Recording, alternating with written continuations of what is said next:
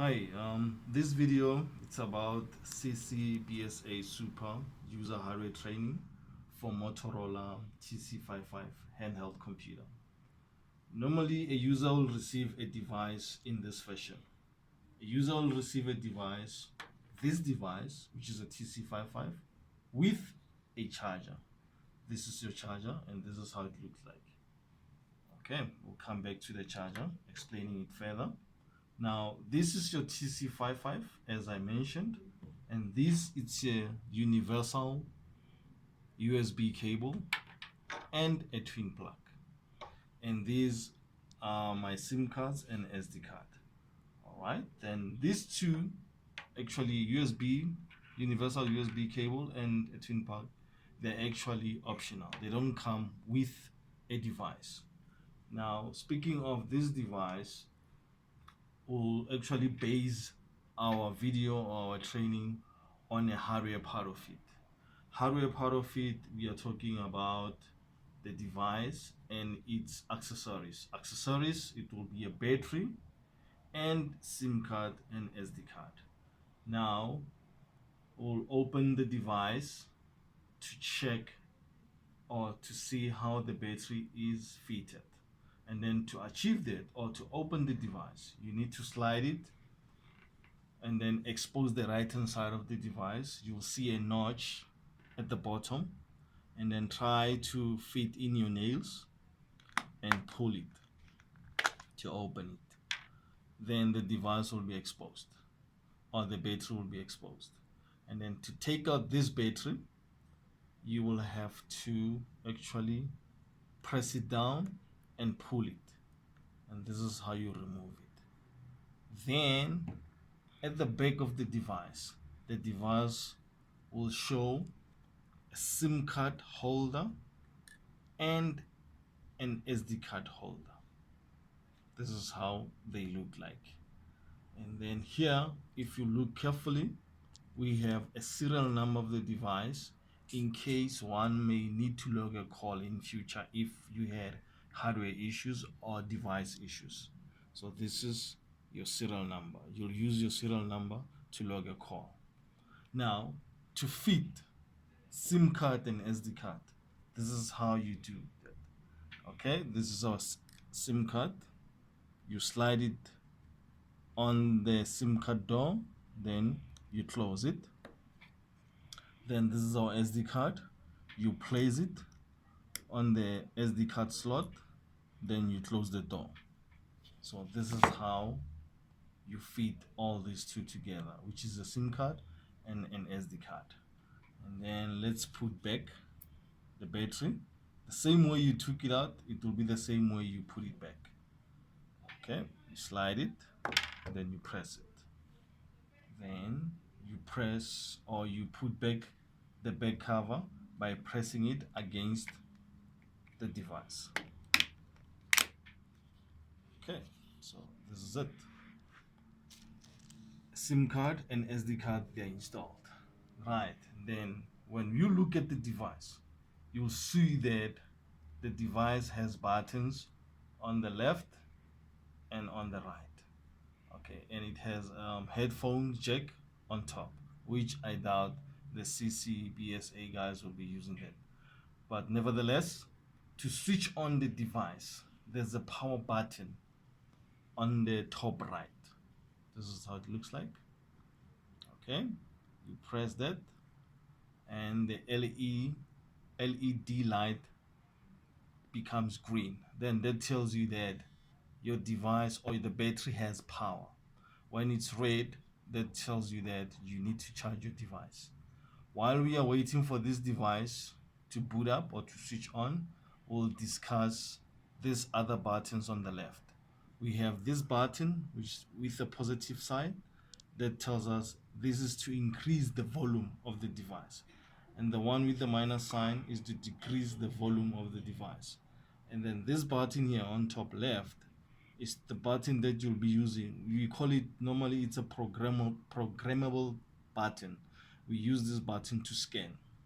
Okay, and as you watch carefully on the device, you have these icons here on the screen. you have this as a back button, you have this button as a home button, this is your home button, and this is a programmable button as well. So by pressing this button and pressing this button as well, you'll actually achieve the same results. Right, so this is how our device looks like. Okay, now going back to the charger, your charger, obviously it will look like this. This end, you will feed it on the device, and the other end you will feed it, or you will insert it on the twin pin plug. Right, let's do this. This is how you put in the charger on the device. Okay, it's properly fitted. Then the other end, you can either put it on the twin pin plug and put it into the power, which is the main socket wall, or you can actually put it into your laptop.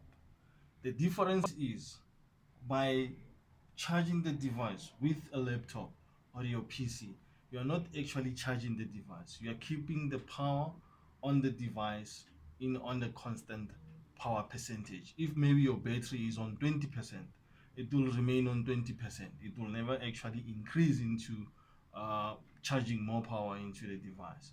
So preferably or advisably, when you want to charge your device, you will have to use the twin pin plug, insert it into a two-pin plug, and charge it on the power socket on the wall.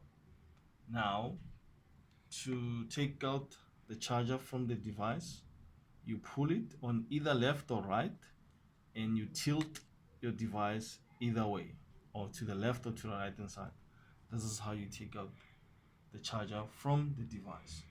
Now, speaking of a universal USB, normally people think that you can use a charger to copy or to transfer files between a TC55 and a laptop or a PC.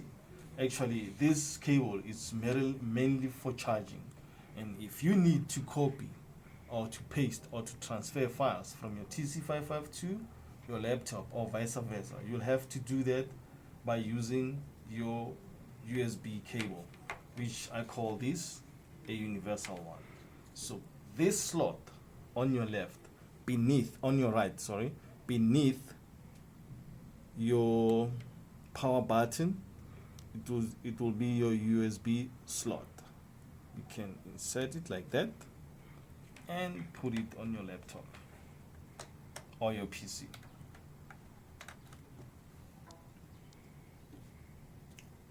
Right, now we have a connection.